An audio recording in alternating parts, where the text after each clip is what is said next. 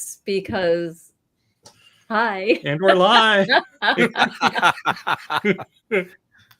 Sarah was telling us how she would try and destroy Jira Cloud. Yes.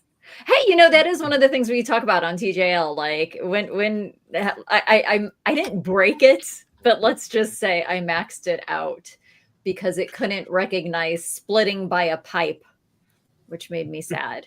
But I digress. Welcome to Studying for the 420. Hello. Hey. So we've all at TJL had very interesting days. I don't think we're going to go all into it necessarily, but it's been interesting days.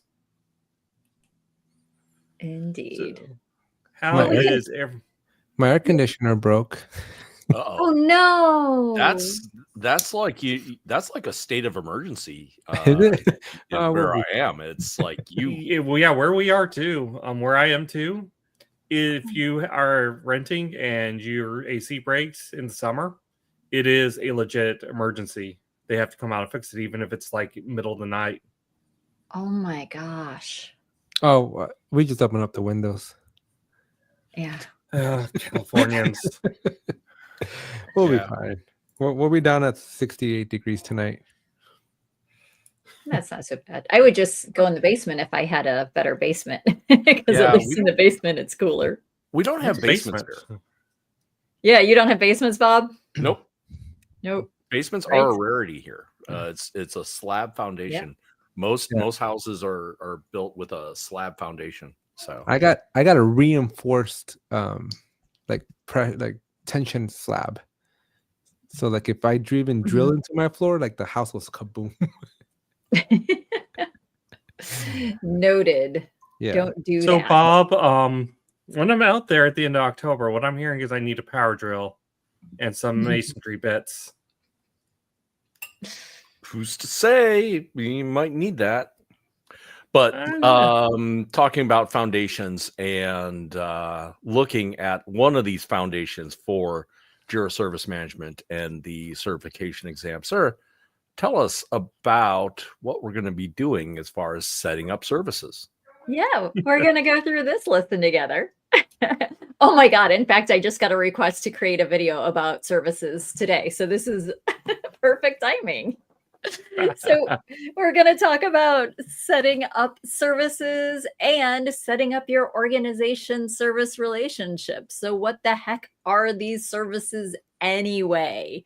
Which, by the way, now you find under operations services, which took me a little while when that UI shifted over. But anyway, so getting back to services, and what are they? They represent a product or a service that your organization uses. They could be business processes. They could be like your payment systems. They could be your website, anything that your ITSM teams might be out there supporting that could have changes applied or incidents that might happen to them. Just kind of keep those two concepts in mind. So they can be those specific systems, tools, or products. So the example they're giving us here on the services page in Jira Service Management, you see services like an API service, a database service, and so forth. And so here's what we were saying. Go ahead. Yeah. So for us, like as in our day jobs for our clients, typically Jira might be a service, or Confluence, or Jira Data Center, Confluence Data Center, Bitbucket, and the like. So any of those products that you might be supporting or building, right? And so, so you find it under operations. There's a list of services. There are, and we'll probably go through, I think, some of because you're going to set up some metadata effectively on these services. So once again, we're getting into that concept like we had with products and entitlements, where we're creating extra sort of little databases in here about these services so that we can use that information in ways and connect other information to it. Now, I remember once upon a time when Atlassian first introduced services, what they were really doing was creating assets underneath the covers. Yep. And getting it so that even you as a Jira admin couldn't go in and monkey around with the assets, and I'm curious to see if that has changed. Still true. It's still, you can go into assets now and you will see the services as a schema and assets. If you click edit, it's going to bring you back over here into the services UI in order to update those. Oh, all prettified. Yes. And another, I don't know if it'll be on the exam or not, but there are 4 types of services: business service applications, software services, and I don't see the 4th kind there, but there are categories of those now. Okay. All right, let's move on. Scrolly downy, as a friend used to say. All right. I don't think we should let Sean monkey around with the asset. Why not? It's Hands fun. off my assets, right, folks? All right. And I get in trouble when I wake up with the king in the morning. Oh, yes. All right. And the right way to wake up. The anatomy of one of these, if we scroll down. Okay, let's go ahead and click on that because I'm curious what it's going to tell us. Number 1, name and description. Yes. I was thinking we were looking in the edit view, but we're just looking in the, when you click on it, this is the information that you see. So, yep, name and description. Number 2 is going to be the tier. We have tiers 1, 2, 3, and 4, and those are preset for us. You don't make up your own tier levels. And then next to number 3 are service owners. So these are our teams. So these are Atlassian teams, friends. They could be groups if you're using groups to create teams, but otherwise your service owners are going to be those that you go over into the Teams app and create teams from, and you can assign them to the services. Right. So, and it's probably to kind of tie that in with like when you have incidents where and you need to notify like the responsible people, and you're going to be using what used to be an ops genie but now is kind of being subsumed by JSM. Speaking of which, when does version 2 of our book come out, Bob? I don't know. Right? 2 days before the day after tomorrow. As soon as it all changes again. Yeah, that's exactly what I was going to say, sir. Like 2 days before it goes to another tool. Exactly. And then lastly, your services have relationships. So again, we're talking about that underlying database, so you can connect your different services together so that, you know, if one big service goes down, it could affect lots of small services, or when that's one small service, like your air conditioning goes down, it affects the family happiness service up above it at tier 1. I'm telling you, we're going to be just fine. We'll figure it out. You will be. You got a pool. You guys are fine. I'm hoping it's just a capacitor, and Lena and I are going to get out there with a screwdriver. You've done this before. I've taken it out there. Yeah. Yeah. How old's your AC? I think it's 20 years old. Yeah, it's not the capacitor. Okay, let's be clear. It could be the capacitor, but it's not only the capacitor. But let us know if you do I'm any hoping time for 20 traveling. bucks it is. Yeah, I'm hoping for 20 bucks it's just a capacitor. Yeah. If it's a capacitor of some sort, I can't hear How capacitor. much are those capacitors are you buying? $20? No, not those kind of capacitors. Maybe that's the problem. It's $5. I just looked it up. All right. And there's lots more you can put in your services. For instance, who the responder teams are, who stakeholders are, who the approvers are for changes that come in. But it seems like we're hyper focused right now on those main points. All right. So to create a service, you can customize according to your needs. So this is where you start getting into the details of it. Again, the type of service, the tier, the owners, the change approvers, the responders, the stakeholders. And then if you connect it, you can also have that connected over into your repository. So you could start automating a lot of stuff from that point. And by the way, just a total aside, change approvers, when you start getting into workflows on JSM, that's one of your options, is to say, hey, the approvers on this needs to be whoever is in that service, affected service change approvers. Anyway, So those are all good things to understand and know about, but they're probably only going to be that much of the actual exam. Quick poll: does anybody actually ever set this stuff up for clients? Yeah. Bless your soul. I had to think. Long time ago. Long time ago. Absolutely have. Well, and now they feed into Compass if you want to really Yeah. go there, right? Next So quick poll: does anybody actually use Compass? not yet. Not yet. I see the value Alex in it. does.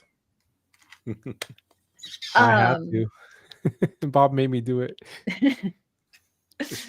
So creating our services, again, we're just going to go over to operations, services, hit create service, and then fill in our details like we see on this screen there. And again, this only really can be filled in from your services area. If you try to do it via assets, it's just going to pop you right back here.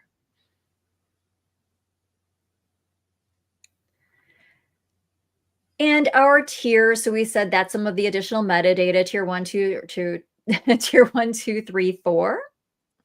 So you would devise and define what each one of those are. So they have examples of how you might consider applying each of those tiers there. Just remember, DNS is always tier 1 because it's never DNS until it's DNS. It's always DNS. Like it's never going to be the capacitor when it's really the compressor. I worked on websites and they always, in the content side of it, and they were always like, it was content. What did you guys change? So we were the tier 1s and it was never us. Okay, almost never. So our service relationships. Once a service has been created, you can edit the service to add relationships. Of course, because one can impact another, just like any kind of relationship that exists out there.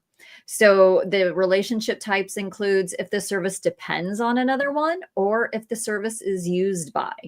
So unlike our work item types where you can go out and go crazy creating your relationship types, you do have a predefined set in here in your services. And we can scrolly downy. So here you go. You see that list right there where you can go out and create all those fun relationships. So what have we learned, Rodney? Hopefully something. All right. So let's begin. Smart Service has tasked Ishan with setting up a payment service for collecting request-related payments. True or false? Once Ishan completes the setup, Rohan can utilize the service in another project within the same Jira site for the facilities department. So we didn't actually talk about that up above. No, Was it in no, the we blue did not. link? That's interesting. Last time we missed all the blue links, and all the blue links had the answers to all the questions. I know, but I know the answer, but it didn't call it out specifically above. So it's a 50-50 Considering- shot. it's a 50-50 shot, so all our chances are good. But considering these are really assets, I'm going to say there is a decent chance that we should be able to reuse it. I'm leaning toward true. Me Yeah. too. I Sarah know has it an is. awful tell. She's nodding her head. I know. Not can't playing. think of Sarah, do you want I to? will play poker against Sarah any time of the day. I was about to ask Sarah, do you want to play poker? Yes. I mean, I'm terrible at it, but at this rate, Yeah, it would have been cool to have gone to a team in Vegas with Sarah.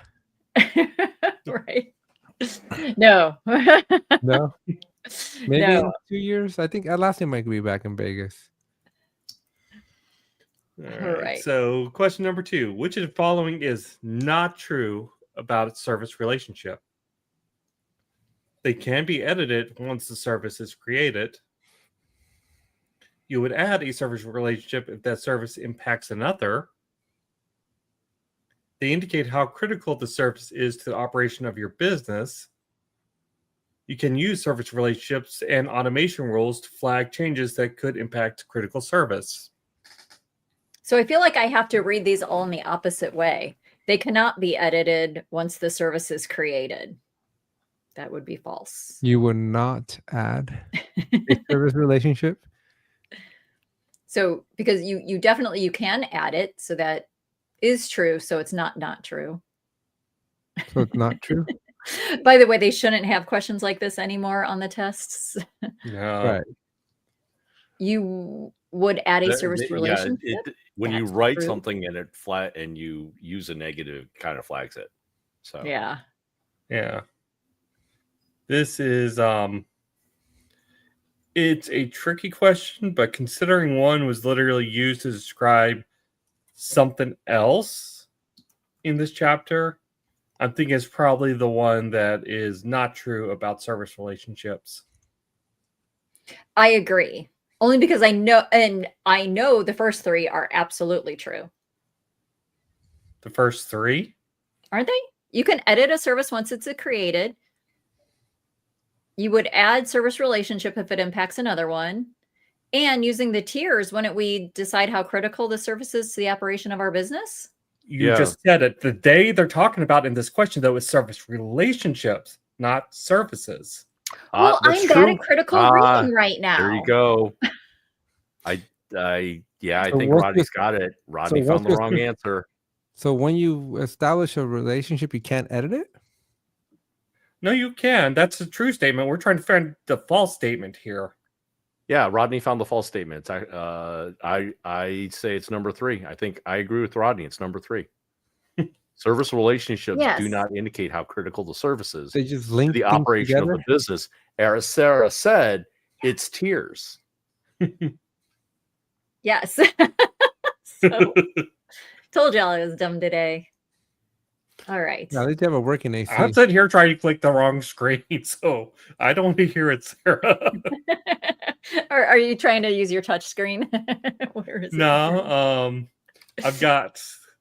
Okay, here's my setup. I've got the questions over here on one screen, but I have the stream over here in front of me, and I keep trying to click on the stream to answer the questions on this screen. On the screen you're sharing. That happens. All right, good call out for critical reading. When you're in an exam, usually there is a highlighter option for you. Highly recommend as you read that question, use that highlighter to pull out salient points such as service relationship, because that will help you on the exam, as that would have helped me. So, question from Hayes about that last one. Service tier is not service relationships.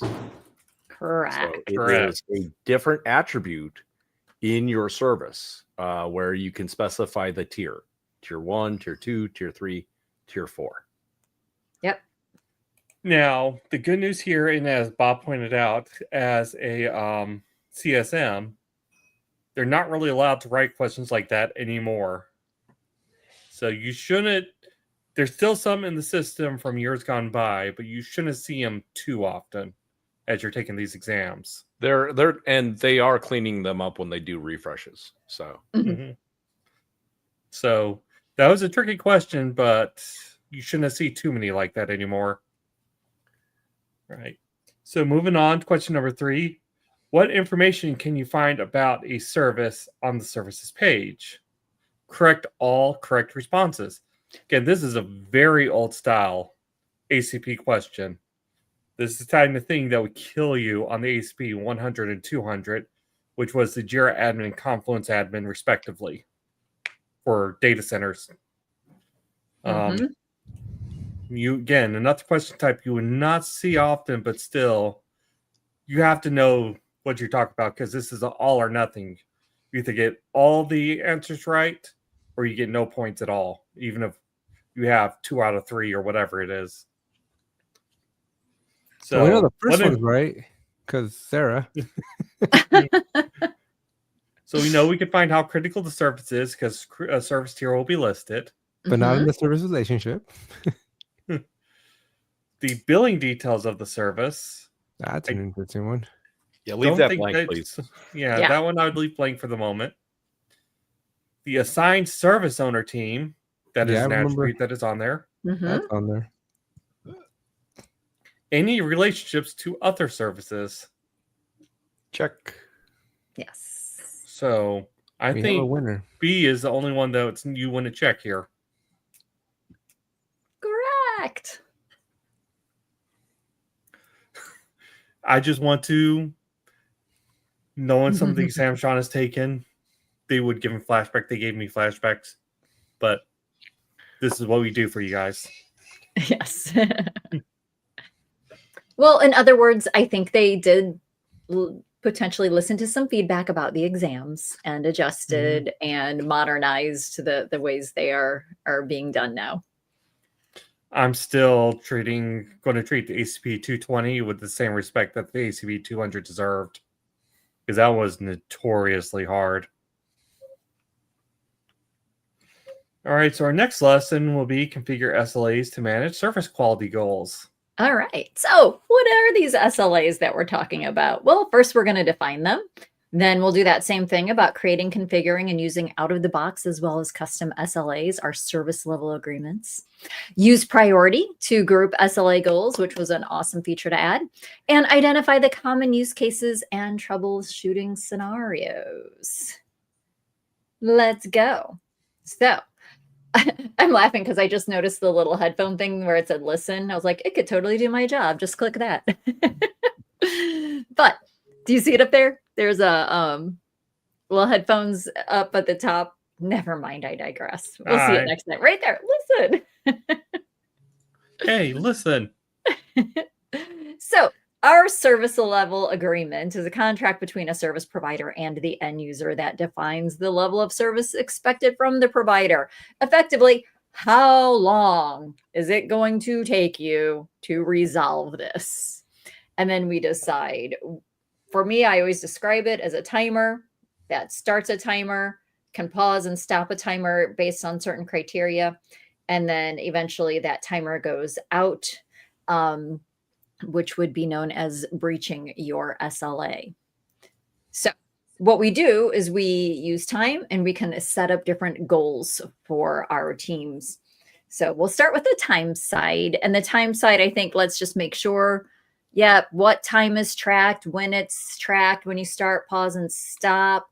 And then conditions on an SLA specify when your team considers to be trackable time. So is it when it's in progress, but and do you keep it running when things are in blocked or pending or waiting?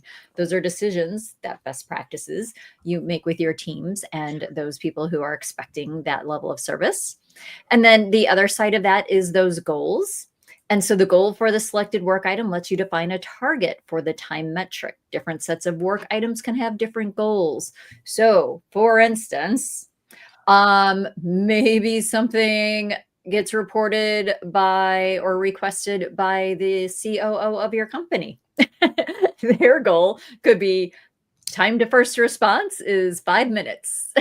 Meanwhile, something else that might be like, hey, my monitor's flickering and a request type of a hardware problem, that might get a 24-hour kind of goal. And so you set the goals by you can do that with JQL once again. So anything that you can filter by, you can create goals for that, although we suggest not too many. But the takeaway here is it says different sets of work items can have different goals. And you can't have too many. Now, just to be clear, because this is very much a pet peeve of mine, don't just arbitrarily set a goal of like, oh, get this done by 5 minutes. Look at your data and see how much time it realistically takes. And if you're really good in your math and you know your stats, try and find a good percentile, like a number that would cover the 95th percentile or the 99th percentile of situations. Yes. But that's just my little pet peeve.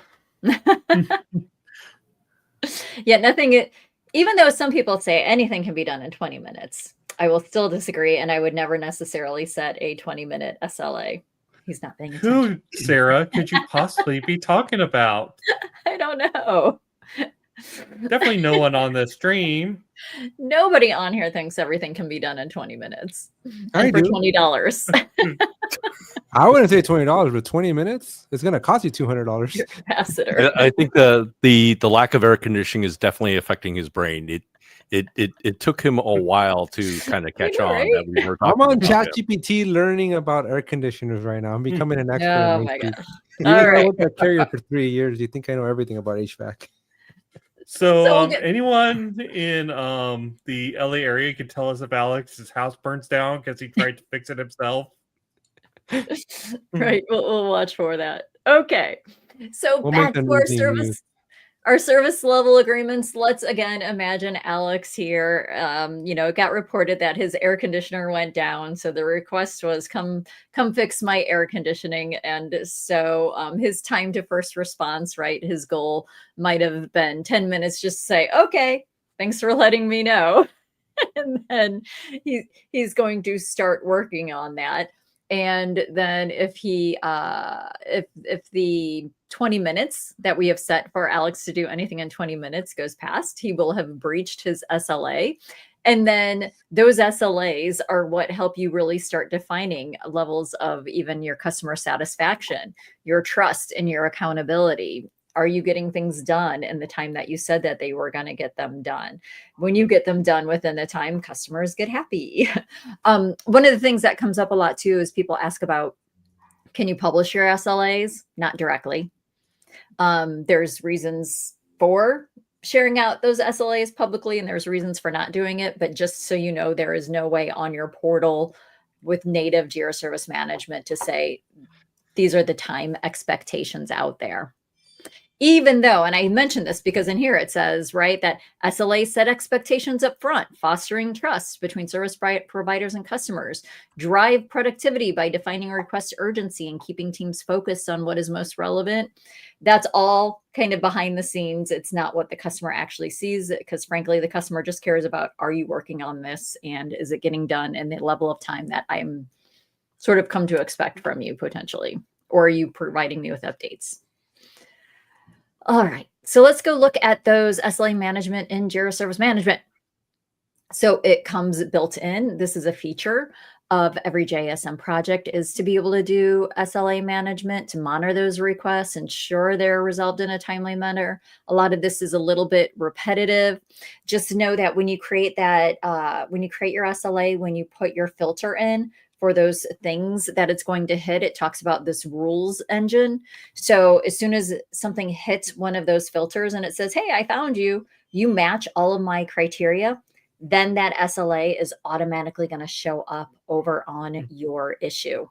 And every time it meets one of your goal criteria, new SLAs will pop up. So it's possible that one of your items could have 4 different goals for it in there. Maybe a time to first response, a time to resolution, maybe a time to approval. I've seen people do that. They don't want to wait too long for approvals, because it's anything where you can start a clock and stop a clock.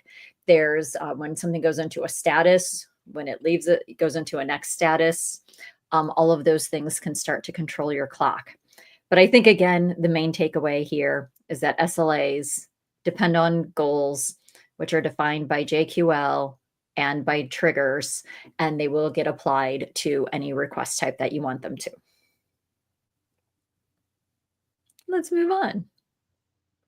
So how do you know the right SLA type for your work? There's pre-configured. So every time you create a project, especially one with a template, it's going to come with some SLAs for you. You can create your own SLAs. And then I don't know why it says new SLAs. Like, what's the difference between customized and new? But let's find out by clicking on each one of those tabs below. So our pre-configured, for instance, from the work item creation until a comment is entered, tends to be our time to first response. But it could also be when that status changes to waiting for customer, or it could even just get resolved. If your first thing you're doing is resolving it, that would work as well. So the goals that often accompany that with these out-of-the-box ones, 2 hours for incidents, 4 hours for service requests, right? Because that starts getting into how quickly do we need to get this work done? And then you even see no goal for other work items, because not everything requires one of these. You make decisions about which ones you need to do. And I got to stop consulting and just focus on the JSM side of it. For example, in the table above, you see time to first response SLA. So, and that just talks about how it's measured, right? How that clock starts starting and stopping. Let's go look at the next one. So customize SLAs. So time to resolution is a pre-configured SLA. But it was customized. So taken out of the box and then make some changes to it is our customized SLAs. That's what I like doing. Yeah, right, I like right. taking stuff out of the box and then MacGyvering it to have it fit my needs. Just like we do with our templates, right? Mm-hmm. Get 80% of the way, figure out your next 20%. And then your new SLAs are just going to be, hey, create from scratch. Now, I don't know if there's a create with AI option in there yet. It feels like one of the few places there's not a create with AI option. But that's just starting totally from scratch. Yet. That exactly. Yet. You would not be surprised if Atlassian announces in, say, about 2 weeks. Yes. I don't know. An idea is forming in my head. There you go. Do we need to look at Rovo or something? Maybe, but not right now, I guess. All right. So this video just would walk you through how to create those SLAs, probably where to find them, and how, by the way, I don't know if this got talked about yet on this. You would think I'd listen to myself. SLAs are created by project admins. Agents do not create SLAs. They only can be created by our project administrators that apply to, to create those JQL, the rules, etc. The heck did you just say? Okay, I think we need to repeat for Alex, and then I'll get to my point. I just don't necessarily agree with what you just said. What did you say? Project admins create SLAs. The project admins can create SLAs. I don't think anybody else can. Your Jira admins. Yeah, why wouldn't your agent or your admin? Well, I mean, if they have the inherited JSM project admin role, but only project admin. Sorry. But to be a project admin, you must have the agent license. Product admins, let's say the product Jira JSM admins, there are some configurations at the global level that can affect SLAs, but at the project level, only a project admin would create one. I don't think you're going to get into the idea that, how about this? The takeaway is you don't need a product admin to create your SLA. That I'll agree with. I'll agree with that. You don't need one, but chances are that your project admins are just going to put in a ticket anyways for the product admin to do it. Really? That's been my experience with project admins is anything they can pawn off to the Jira admin, they will pawn off to the Jira admin. I have opinions. Okay. Sean's showing who he's supporting on that. That it's project admins. All right. Although it might have said that in that video. We'll never know now, but that's okay. So we can always go back. The misleading part was when you said agents, because technically the project admin is still an agent due to the license, but not necessarily the. I think what you meant to say, the service desk team can't. Okay. Because everybody's an agent. You need an agent license to do anything in JSM. Don't confuse it. They were your words out of your mouth. You need a minimum of project administrator rights. Also, I've had a client ask me if they can get rid of the SLA, like just hide that whole part. Yes. And you can by not having SLAs. Yes. But to have an SLA means they're stuck there. Correct. All right. So since we're talking about time, then that leads into calendars, right? Because what constitutes the time that gets measured? And so for that, JSM does have the ability to have one or more calendars that are set up. Out of the box, the calendars I believe that come through are like Monday through Friday, 9 to 5. And then there's also a 24/7 calendar. So maybe on incidents, it's constantly running. It doesn't matter what kind of time of day an incident happens, that clock can be running. Whereas possibly with service requests, you go more so with like, what are my typical working hours? So you would set up that calendar.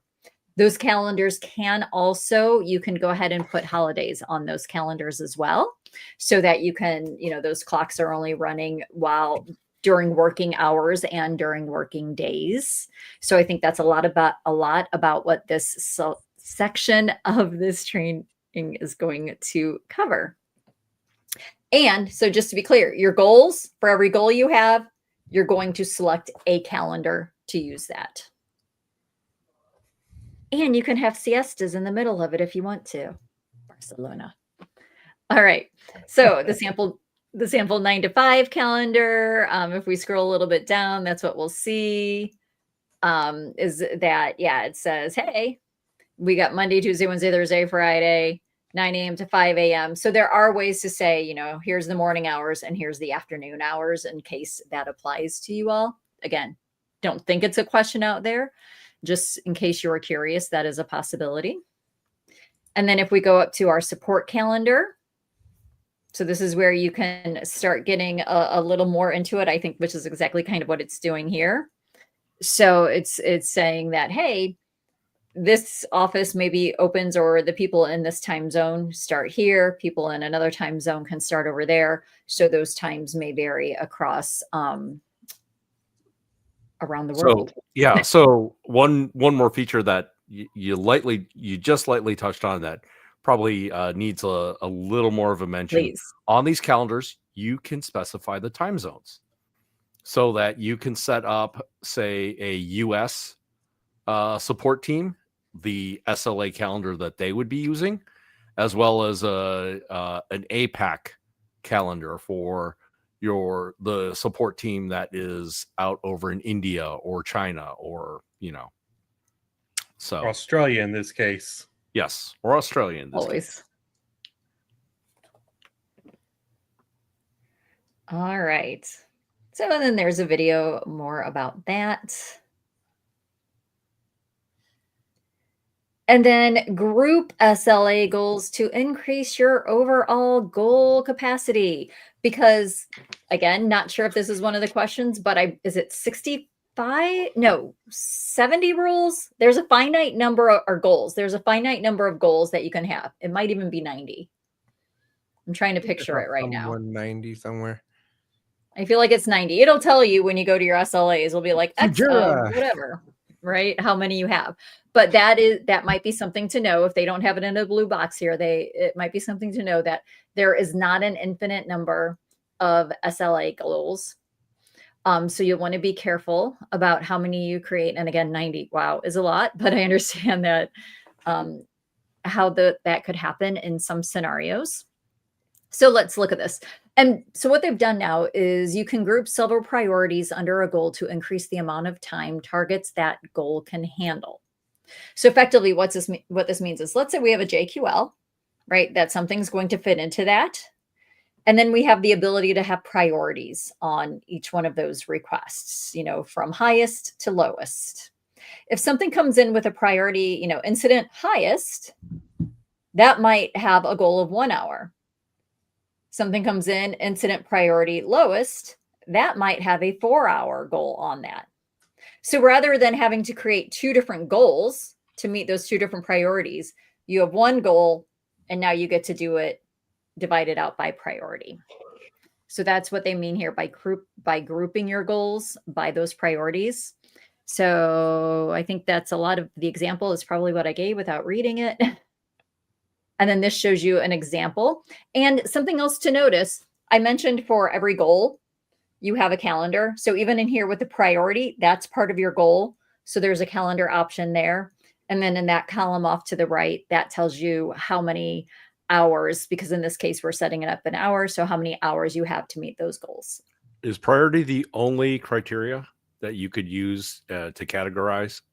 That's the only one I'm aware of that works like this. Otherwise, the criteria would go up into your JQL. Where it says like ticket category equals service requests. Mm-hmm. You'd have to put additional sort of conditions, criteria, et cetera, up in your JQL. Right. Priority is the only one that gives you this like clean breakout that you can have, different goals per priority. It's the only field that acts that way. Okay. Thank you, now. Let's say for now. Who knows? All right. Mike knows. Mike, I don't even know if Mike knows. Oh, Mike knows. Mike's already been practicing his keynote. We know he has. Yeah, he knows. So this just walks you through how to group those SLAs. So much like those videos above would have shown you how to create your SLAs, this just walks you through those steps of grouping with the priority. So All right. troubleshooting. What about when those pesky SLAs? Hey, it's not showing up. It says I breached it. Why is it always breaching on me? So, hey, look, that's the first one. I swear I'm not even reading this when I say these things. You're just good. So an SLA breaches, by the way, it gets angry red, I believe, on your item detail screen, right? It's like, you breached this. You don't get a Red happy exclamation green point. check, right? Or in it, as my kids used to call the pause button, the 11s. It doesn't have an 11 on it. Anyway, okay. So when the service request fails to meet the defined response or resolution targets, right? So if that timer stops, but that ticket is still in a status that says keep managing time, that's breaching. And so this goes back to Rodney or Rob. I can't remember which one of you said it though, right? Have some common sense about these things. If you consistently see things failing, not necessarily a result of the team not being able to do it for, reasons associated with the team. It just might be an unrealistic goal. You can have high expectations, but you should have realistic goals. And part of this is what that's talking about. So make sure you're monitoring and you've got reporting on how often these things are breaching. Said this is a service you've been supporting for a while and you have some metrics you can go back and look at. You look at the various goals you're trying to hit and what their times were on tickets in the past, and doing some math, you can actually figure out, okay, if I want to hit the 95th percentile, which still means 5% will breach SLA, that's the definition in your 95th percentile, this is the time I need to set it for. And you could adjust that slider up or down. I need to interrupt our planning here.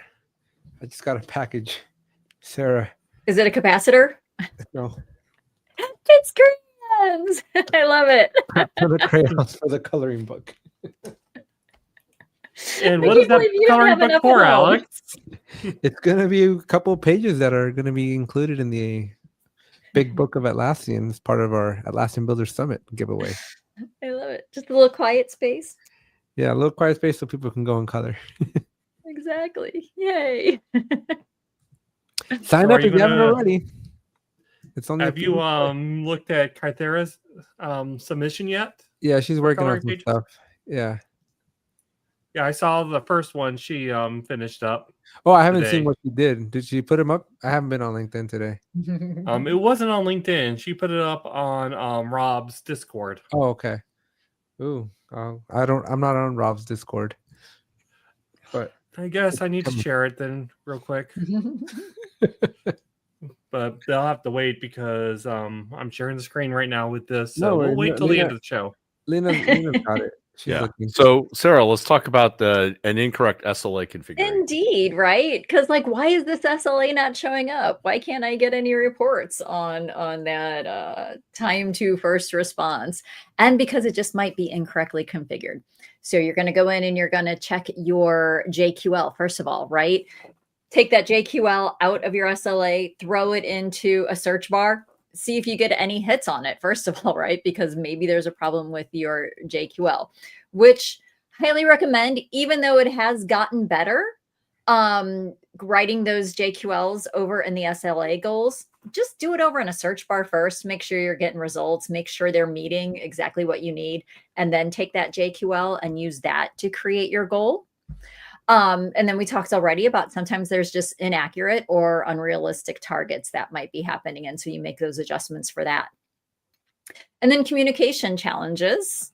You should proactively communicate SLA targets and expectations to stakeholders, including customer service agents and management teams. Once again, though, How you do that might be create a knowledge base article that lists them out that is easily surfaced out on your portal, or maybe you use topics on your portal and you throw a link to it there to make it obvious, but you cannot, again, natively publish those things out to people. There is nothing on the portal that says, this is about to breach. You better hammer away at your keyboard with comments. But if you keep that stuff in mind up ahead, that's going to help you troubleshoot. Oh, I'm not going to, we're going to stick to the, no, I have to, you guys. It's probably not in there. I don't know if it would be on the test, but there's also one little thing when you configure SLAs. There's this little important note at the bottom that says, when you change an SLA, it's going to take some time for you to see it on the items that it should be applied to. Because it's got to run through all of your issues, run that JQL. Do I match? Do I not match? And if I do match, now I got to go update that SLA panel. So if you change an SLA, go take a little break and then come back and start testing and making sure it's hitting your items. They call that out very much. I think Sarah mentioned this a couple of weeks ago. Depending on how old or how well used your JSM project is, we say take a little break. Yeah. If it's a very old or very large project, very heavily used, you might want to take a nice long break. Yes. Or set a reminder for yourself for the next day. Yep. All right. What did we learn today, Rodney? Just Rodney? Just Rodney. Just Only Rodney. Rodney's learning. You mean if you... I mean, Bob wrote the test, so... I didn't write this one. No? No. But, I mean, I keep trying to convince Alex to take this one in Barcelona. And we just talked about this today, and he will not be taking the 420 in Barcelona. But I'll be taking 6 others. Oh, gee, 6 just or 5? ACP, ACAs? 6. I'm going to take 6 more. Nice. All right. Going to abandon me during the most important keynote. I'll be there. I'm going to do the test in 20 minutes, and then I'll be at the keynote. Don't worry. 20 minutes. 20 minutes. There we go. Set an SLA. All right. We All said right. to get there 20 minutes before this test starts, so I'm going to get it done before the test starts. Alex is the Domino's pizza of Atlassian. Yes. If Alex is late to the keynote chat, I really need your help here. Help me come up with something Alex has to do if he is late to the keynote. Look, the chat's going to be asleep at 1 a.m. when the keynote is happening. Well, he's going to have to take the ACP-420 like as soon as he gets back. We'll just schedule it. We know people. I mean, I was thinking a teaspoonful of Tabasco, but that also works. Oh yeah, like one of his hot sauces. He has to open up one of those sauces that he's bringing. My sriracha? Yeah. I got more. They sent me more. I have like a whole bunch now. I have like 10. Oh, nice. All right, so let's talk about Lisa and her SLAs, though. That Lisa. Poor Lisa. Okay, this is difficult for me because that's also my mom's name, so I'm not seeing Lisa every time I read it. All right. Lisa is configuring SLAs for her IT support team in Jira Service Management. She needs to create a custom SLA that pauses the timer when waiting for customer response. Which of the following configurations should Lisa use? Set the time metric from work item creation until the work item is closed, excluding weekends. Set the time metric from work item creation to or reopening until the work item is resolved, excluding waiting for customer status. Set the time metric for work item assignment until the work item is resolved, including all statuses. Set the time metric from work item reopening until the work item is closed, excluding in progress status. This is worded really weird. Welcome to Atlassian certification. Is it just me? Nope. No, I kind of figured it out. I think I figured it out too. Can you just go scroll up to the top though? Because I just got so distracted by the wording that it made me mad. So pause the timer when waiting for the customer response. All right. So I think I know what my answer is because that is what I would have highlighted. Yep. So going through this, Sarah and I would have highlighted the same thing, which is waiting on customer response, which I would have selected B. That is set time metric from work item creation or reopening till the work item is resolved, excluding waiting for customer. Mm-hmm.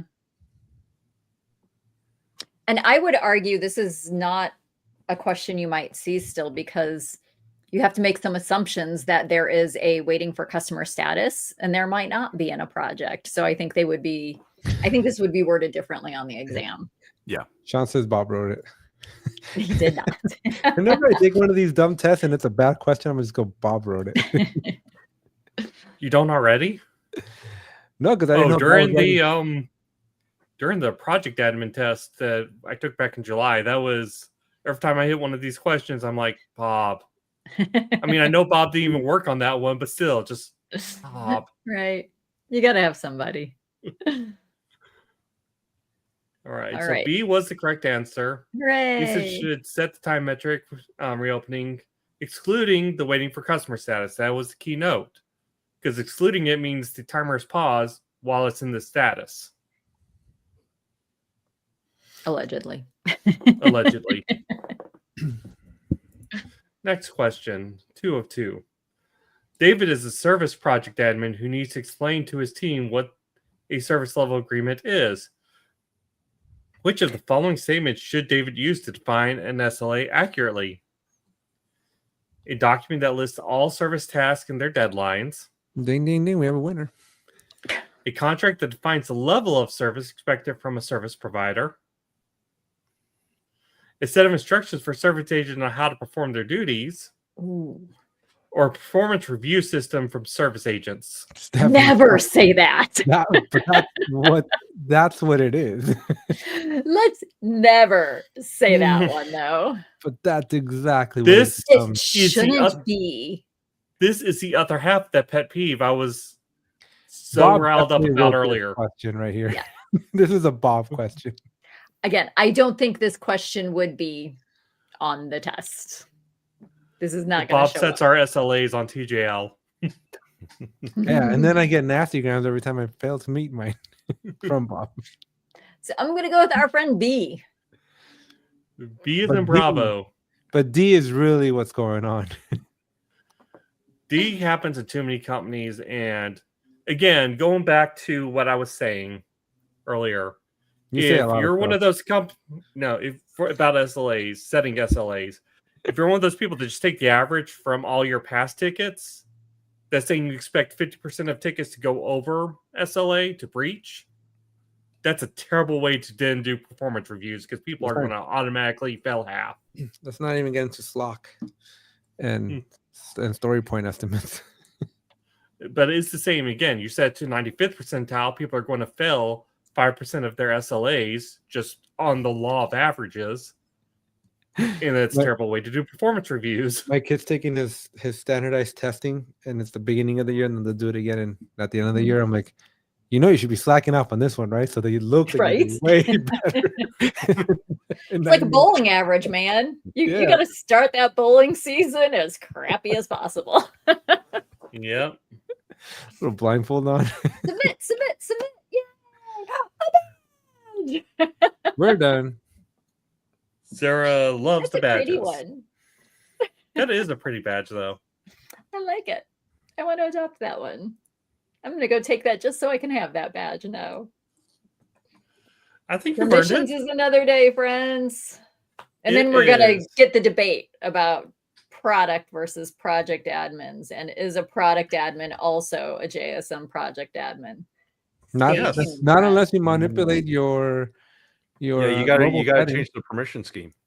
Yeah, you got to change permission schemes. But I argue you can also change your global role to have your product admin be a project admin when the project's created. But that's like only when the project's created thing. Yeah, but still, at the end of the day, I'd argue with something as any sort of product admin, you should be doing as a best practice, because eventually you're going to have to help your project admins with something. Or you use a team managed project. No. What's the TGL standard? Friends don't let friends do what now, Alex?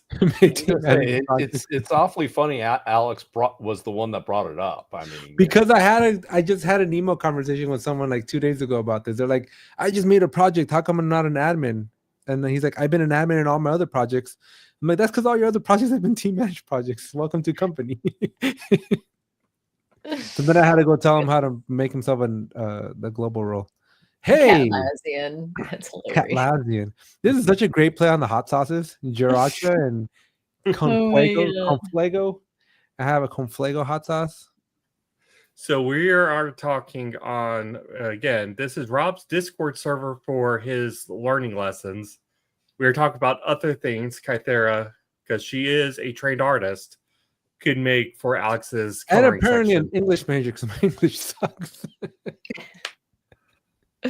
Either way, that's The Big Book of Atlassian is going to show you how to use Jira tools and Atlassian tools, not necessarily know how to spell it. But there'll be arrows to where to click. my kids will tell you spelling's overrated. Right? Just throw it through Chippity. So, Alex, where can we get the Big Book of Atlassian? Well, it's only going to be available to people that attend the Atlassian Builder Summit, which, Rodney, you're going to be there.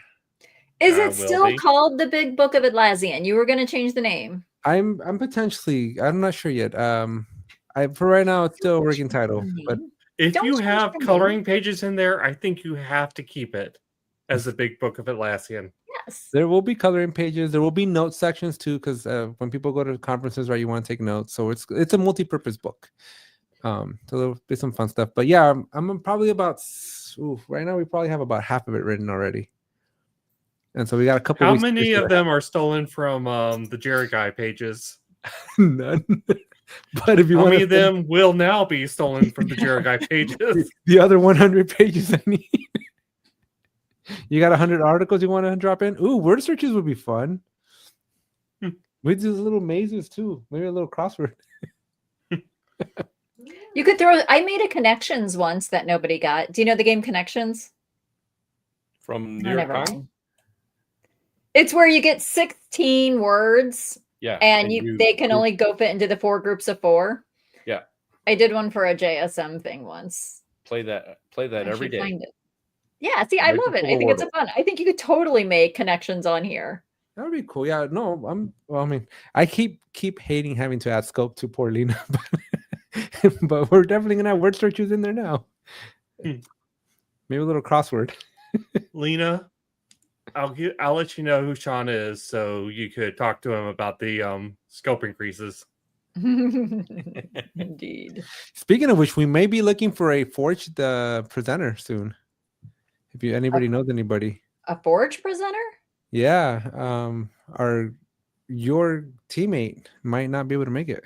Oh, Oh, don't you live with somebody who could talk about Forge? We do have a backup, but this particular individual is like an up and coming expert in the Forge community, and it's unfortunate. Yeah. We're working with said leadership team of said company to see if we can get him in here. That being said, Alex, We're going all the way to the CTO. Alex, what you have going Friday? Yeah, so Around- Friday we're doing an AMA. There's a lot happening for this Atlassian Builder Summit. I'm trying to make it one of the best, if not the best, Atlassian community-led champion course conference thing ever. So come and ask any questions because we are throwing everything, including the kitchen sink, at this. It's gonna And be fun. again, that's not all we have going on this week, because tomorrow, me, Alex, and Sarah will be online with Ravi. I won't be there. Correction. Correction. Me and I might Sarah try will to be join- online with Ravi. I am You going. want, you want me on too, Roger? Yeah. All right. I'm putting be you on too. in. Rodney's vote doesn't matter. Only mine does. Yes. I'm gonna try I mean, to I join believe the Sarah. second half, but we'll see. I'm doing a presentation at my alma mater, because the event's in Long Beach and I went to Cal State Long Beach, so we're gonna try to get. There was a clerical problem. We got misscheduled after I told them. Time zones, even if you're in the same one. Were they using standard time instead of daylight time? No, apparently they just don't know how to communicate. They sent Now me a this- bunch of times at 3:30, and then apparently the It's- front office was 2. This is what happens when the world isn't run by engineers. I mean, that's what you keep saying. They need But Jira. now, the Atlassian's Builder Summit is going to be a great event. Team 25 Europe, you'll want to hunt down Alex for Team 25 Europe. Ask him how many of his ACAs he has passed. I'm gonna go just like blindly do them all. They're like they were free, so I was like, why not? I think that's how you get the ribbon, right? Yes, you have to do you have all- to you ask have Ask them. to- Alex, pass. you know, if you want the Jira Amigo ribbon, you know, if you're at Team 25 Europe, ask Alex how many ACAs he's passed. See, Yeah. now I'm bummed. I want to go just so I can get all the ACAs kicked out. That's I worth a know. flight to Spain, isn't it? Right. Well, so I was thinking about it this morning. I'm like, man, I gotta like schedule some, road trip to the testing center and do all that jazz and hype myself up 6 times, do 6 nights of pure anxiety. I'm like, I'm just knock them all out in one shot. See, and actually, Alex, the ACAs would be just a good warm up for the Yeah. 420, right? For the that's I'm doing You just- the 2 JSM, the ITSM one, and then the agent one. oh, okay. Then yes, that'll be a really good warm up. So you should schedule this like Shortly right after. immediately. Well, it won't be So- immediately because I'm hosting a big $100,000 conference, but right after that, Maybe. we'll I take still care say of it right just after. put it in there. So I can't- yeah, can't throw away we're gearing $100,000 up. there.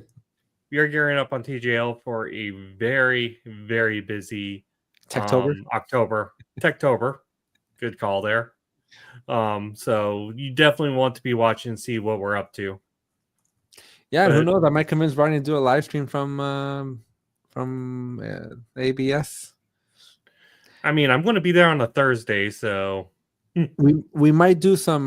We may have to do like a book reading of the BBA at the ABS. Blame Sean for giving me all these TLAs. What? but yeah, we'll Poor Sarah. TLA 3-letter acronyms. Okay. It's the All right. BBA with the ABS. Sorry, Sean and I are military or defense contractors, so All right. so yeah, we'll catch you guys. We will TTYL. TTYL That's too many. tomorrow. But yeah, keep checking back. We'll see you then. We'll find out if my house is still alive with no AC. Bye. Bye. I got the unit downstairs. We're just gonna move downstairs.